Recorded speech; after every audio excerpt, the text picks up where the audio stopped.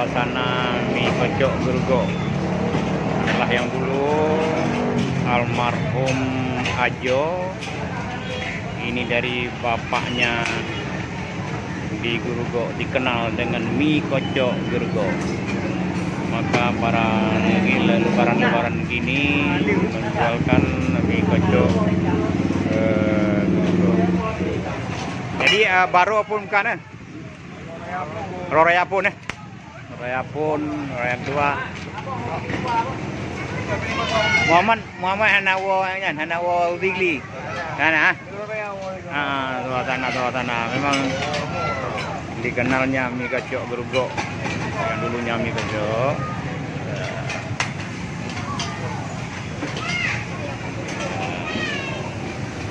Ini kalau lebaran-lebaran gini membuka tempatnya ada dua, ada yang satu yang di depan yang khusus untuk membungkus mie kocok Gerugo.